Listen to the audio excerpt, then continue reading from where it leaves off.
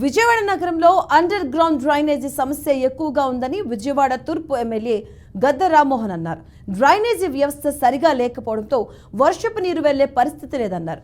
వర్షాకాలంలో కొన్ని ప్రాంతాల్లోని రోడ్లు జలమయం అవుతూ ఉండడంతో ప్రజలు ఇబ్బందులు పడుతున్నారని పేర్కొన్నారు. గత వైసీపీ ప్రభుత్వం స్ట్రాంగ్ వాటర్ డ్రైనేజీ పనులు పట్టించుకోకపోవడం వల్లే ఈ దుస్థితి వచ్చిందన్నారు. కూటమి ప్రభుత్వం అధికారంలోకి రావడంతో ఈ సమస్యను పరిష్కరించేలా కృషి చేస్తామని ఎమ్మెల్యే గద్దె రామ్మోహన్ హామీ ఇచ్చారు. ఇక ఎమ్మెల్యేతో పాటు కార్పొరేటర్ జాస్తి సాంబశివరావు కూడా ఉన్నారు.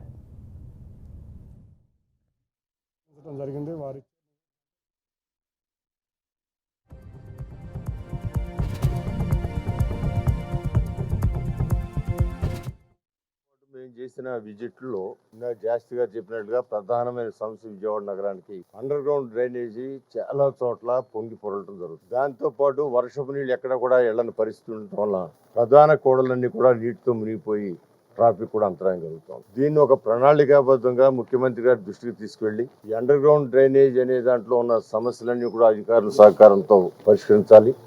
మరి ముఖ్యంగా ఈ స్టార్మ్ వాటర్ డ్రైన్ అనేది దానికి నిధులు చాలా కావాల్సిన అవసరం. అది కేంద్ర ప్రభుత్వం గతంలో ఇచ్చిన నిధుల్ని మరి 200 కోట్లకు పైగా డైవర్ట్ అవటం వల్ల ఇవాళ ఆ నిధులు ఉపయోగించే పరిస్థితిలో గవర్నమెంట్ లేదు.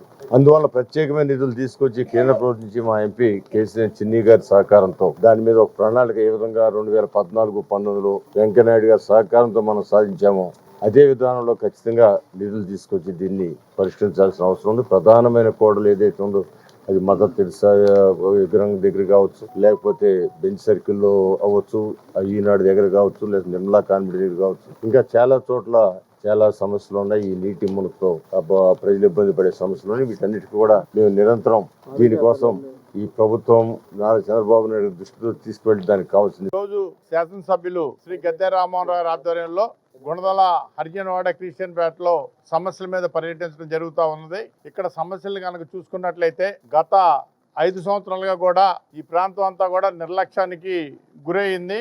ఇక్కడ ప్రజలు అనేకమైన సార్లు అండర్ గ్రౌండ్ డ్రైనేజీ గురించి, వాటర్ గురించి, స్ట్రాంగ్ వాటర్ డ్రైన్స్ గురించి విజ్ఞప్తులు చేసినప్పటికీ కూడా పట్టించుకునేటువంటి పరిస్థితి ఉన్నది. దీనికి అంతటికీ కారణం నిన్న మొన్నటి వరకు నగరపాలక సంస్థలో వైఎస్ఆర్సీపీ పరిపాలన ఈ రోజు చేయటం, మరి రాష్ట్ర ప్రభుత్వంలో జగన్ ప్రభుత్వం ఉండటం వల్ల అనేకమైనటువంటి ప్రజా సమస్యలు కుంటుపడమైనటువంటి వాస్తవం.